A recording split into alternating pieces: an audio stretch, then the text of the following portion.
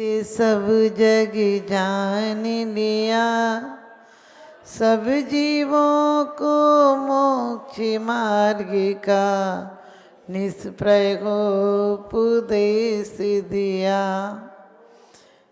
जिन्हें हरि हरि ब्रह्मा या उसको स्वाधीन कहो, भक्ति भाव से प्रेरित हो यह चित्त सद में लीन रहो।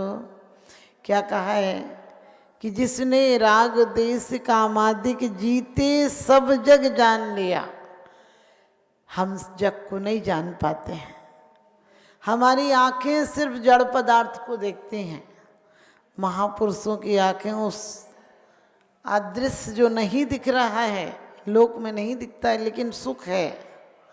हम सिर्फ कष्ट और दुख को जानते हैं।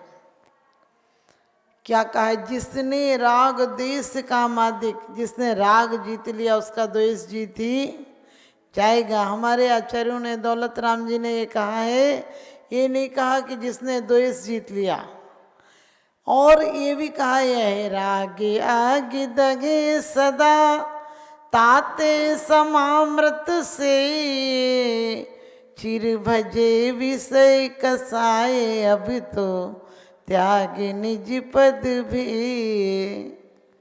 इष्टोपदेश में पूज्यपाद स्वामी जी कहते हैं, मोहेन समृतम ज्ञानम स्वभावम लभते नहीं मत्तापमान पदार्था नाम यथा मदन को द्रव्य। क्योंकि हर जन्म में मोह के कारण ही तो हम भटके हैं। ये राग मीठी छुरी है, इसका जहर दिखता नहीं है, करने में बहुत अच्छा लगता है। आपने देखा होगा जब प्रेम करते हैं, जब घर बनाते हैं, धन दौलत जोड़ते हैं, तो लगता है थोड़ी सी जोड़ लो। थोड़ी थोड़ी होते होते जिंदगी थोड़ी सी रह जाती है और दौलत बहुत बढ़ जाती है। बड़ी अच्छी किसी ने बात कही है कि इंसान सोचता है धन इतना बढ़ गया, इंसान सोचता है धन इतना बढ़ गया, और ऊपर वाला सोचता है उम्र आयु इतनी कम हो गई। क्योंकि जीवन दिन दिन बढ़ती जावे, माया दिन दिन बढ़ती जावे, काया घटती जावे। वास्तव में माया कौन बढ़ाता है? लोग कहते हैं मोह, इसका मोह बढ़ा रहा है, पाप किसी का मोह पाप नहीं बढ़ाता है। हमारी जो सुसुप्त अवस्था है हम देख नहीं पाते हैं, हम जीवन भर आँख खोल कर भी अंधे मर जाते हैं। क्योंकि जीवन में दो चीज़ें हैं, एक है सुख और एक है आनंद, और एक है दुख और एक है कष्ट। संसारी जीव सिर्फ कष्ट को ही समझता है कि दुख है। हमारे महापुरुषों ने दुख को दुख समझा है, क्योंकि उन्हें पता था दुख अंदर से आता है और कष्ट बाहर से आता है। कष्ट बाहर की चीज़ों से, सुविधाओं से, साधनों से, संपत्ति से, संबंधियों से कष्ट दूर हो जाते हैं। साधनों से भी कष्ट दूर हो जाते हैं, लेकिन दुख तो साधना से दूर होता है। दुख अंदर की दशा बदलेंगे तो दुख होता है। हम कहते हैं जरूर हैं हम बहुत दुखी हैं, हम दुखी कहाँ हैं? हम कष्ट में हैं। हमें धन का कष्ट है, पैसा मिलेगा कष्ट दूर हो जाएगा। हम परिवार से दुखी हैं, कल परिवार के लोग बोलते नहीं थे, आज बोलने लगेंगे, हम अपने आप को सुखी समझने लगेंगे। आज सर्दी का दुख है, हीटर चलेगा, क्या होगा? ये कष्ट हमें दूर लगने लगेगा। वास्तव में दुख तो अंदर से आता है। हमारे महापुरुष एक एक बार एक एक घटना मिली और उन्हें आंदोलित कर दिया अंदर से कि मेरे साथ भी यही होगा, मेरे साथ भी बुढ़ापा आएगा, मेरी भी अर्थी निकलेगी, मेरे साथ भी ऐसी ऐसी घटना घटेंगी। सारे तिर्यंचों को मोक्ष मिल जाता, क्योंकि उन पे तो अधिकांश तिर्यंचों पे, जानवरों पे वस्त्र नहीं। लेकिन कहा है नहीं, अंदर से दिगंबर होना, अंतर विषय वासना बरते, बाहर राग द्वेष गए भारी, याते परम दिगंबर मुद्रा, धर न सके वे दीन संसारी।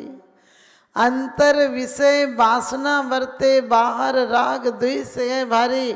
हम कितनी कथानक पढ़ते हैं कि बाहर से दिगंबर वेश हो गया, लेकिन अंदर से मोह की कड़ी नहीं टूटी है। और इसीलिए समंत्रभद्र स्वामी कहते हैं कि मोही मुनि से निर्मोही ग्रस्त अच्छा है। क्यों कहा है कि निर्मोही ग्रस्त अच्छा है? कि वो घर में रहते हुए भी निर्लिप्त है, स्वतंत्र है अपने आप को। उसके लक्ष्य में तो ये है कि घर तो वही है। आप सिर्फ जान जाए कि ये जहर है, फिर कोई आपको छुड़ाने नहीं आता है कि जहर है तो हटा दो। बड़ी अच्छी एरियापद भक्ति में भी बात कही है कि यदि तुझे खाने को अनाज नहीं मिले तो तू जहर नहीं खाता है। इसी प्रकार से जब तक तुम्हें समीचीन मार्ग नहीं मिले तब तक तुम मिथ्या मार्ग रूपी जहर मत खा लेना। मिथ्या मार्ग का मतलब हम सिर्फ ये सोचते हैं को देवों को मत पूजो, इसको मत मानो, उसको मत मानो, बड़ों को कुछ दो मत, लो मत, तो ये सब औपचारिकताएं नहीं, ये सब व्यवहारिकताएं हैं। हमारे अबीत रागदेव परम गुरु हैं, लेकिन लौकिक गुरु भी हैं, माता पिता भी हमारे गुरु भी हैं। कई होते हैं आयु से वृद्ध होते हैं, कोई होता है ज्ञान में वृद्ध होते हैं, कोई तपश्चर्या में वृद्ध होते हैं। ये सब भी कोई तप के द्वारा गुरु मानते हैं, किसी को हम ज्ञान के द्वारा गुरु मानते हैं, किसी को अनुभव के द्वारा गुरु मानते हैं। हम जरा जरा सी बात पे इतनी जल्दी अपना निर्णय गलत नहीं करते हैं कि ये गुरु नहीं है, ये ऐसे हैं, वो ऐसे हैं। हमें बहुत सारी बातें आज ऐसी हैं जो हम लोगों ने भ्रांति बना ली। ऐसा करो तो पाप लगेगा, ये करो तो पाप लगेगा, ये चीज़ें पूजो तो पाप लगेगा। मैं कहती हूँ पाप तो अंतर के संक्लेश भाव से लगेगा, अंदर में मूर्छा है तो लगेगा।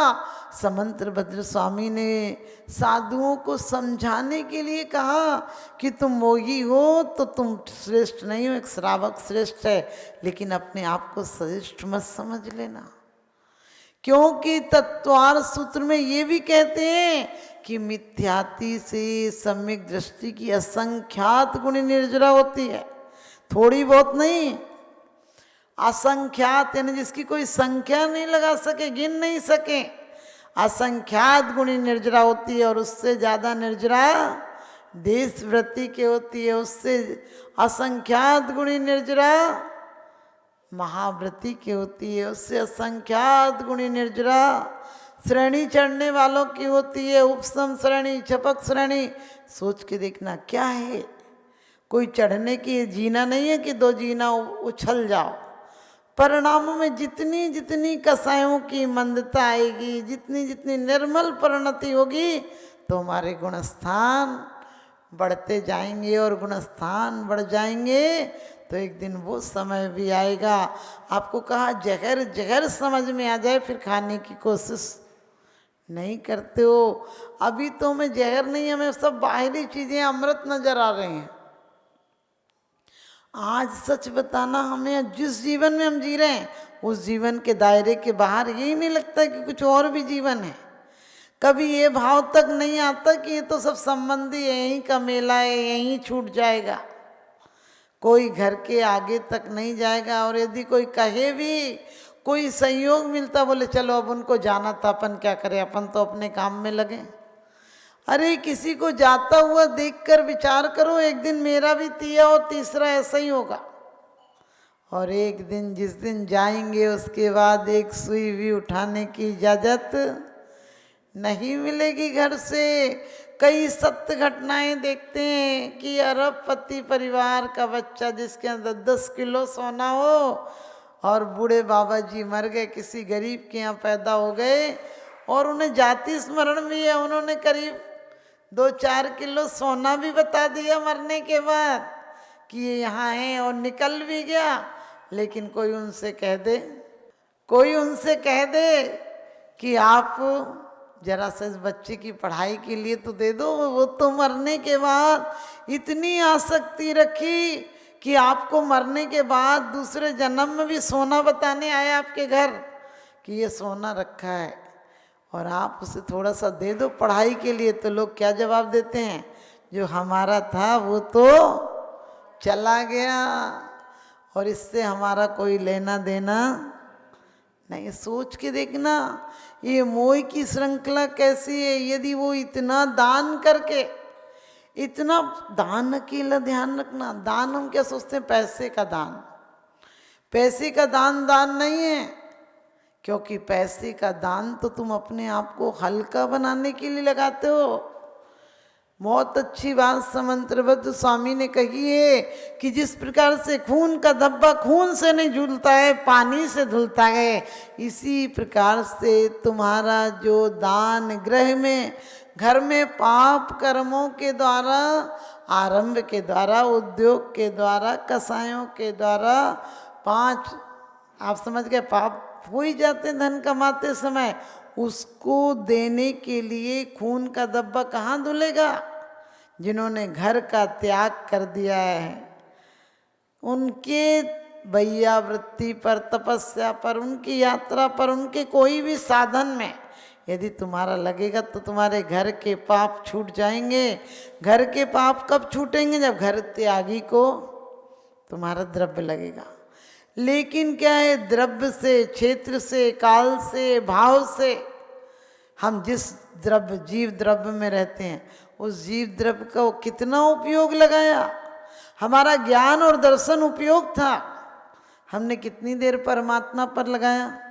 आधा घंटे को मंदिर आते हैं, उसमें भी हमारा परमात्मा से कोई लेना देना नहीं रहता है। सच पूछो, ऐसी प्यास उठी क्या कि बस अब तो भगवान आप जैसा स्वरूप प्राप्त करना है। कैसे करके घर में कसायों को कम करना है, आसक्ति को कम करना है, द्वेष भावना को कम करना है, और धीरे धीरे कोई बात नहीं, आप घर में रहो। चक्रवर्ती भी घर में रहता है। सुभद्रा नहीं मिल रही थी तो नमी विनमी से कहा था, ये तो मेरा अधिकार है, लेके रहूँगा। ऐसी बात नहीं कि वो पूरे दिन में सामायिक ही करता रहता है। घर में चक्रवर्ती रहता है तो राग के समय राग भी करता है, लेकिन त्याग के समय पूर्ण त्याग करता है। आप घर में रहो, परिवार में रहो, जैसे संबंधियों के बीच रहो वैसे ही रहो। हर आप अपने कार्यक्रमों में जैसे आप मान लीजिए भाग लेते हैं वैसे लीजिए, लेकिन एक भाव याद रखिए कि 23 घंटे यदि परिवार को देंगे तो 1 घंटा अपने उत्थान को भी देंगे। संसार का बढ़ना रे नर देख की ये घार गए, नहीं एक क्षण तुझको अरे इसका विवेक विचार गए। निर्दोष सुख, निर्दोष आनंद लो जहाँ भी प्राप्त हो। मैं माता जी को बधाई दूंगा कि आपने एक आंवला क्षेत्र में एक गौशाला का जो आपने वहाँ पे संकल्प करवाया है। मैं माता जी को बता दूं कि आज वो गौशाला पिछले 2 महीने से वहाँ पर अब कोई भी गाय की अवसान नहीं हुआ है। पहले जहाँ 3-4 गाय पर डे उसमें ख़त्म हो जाती थी, 40 गाय 50 गाय मर जाती थी। अब पिछले 2 महीनों में जब से आपने उसमें संरक्षण दिया है, तब से वहाँ पर शायद 5-6 गाय भी नहीं हो पाई हैं।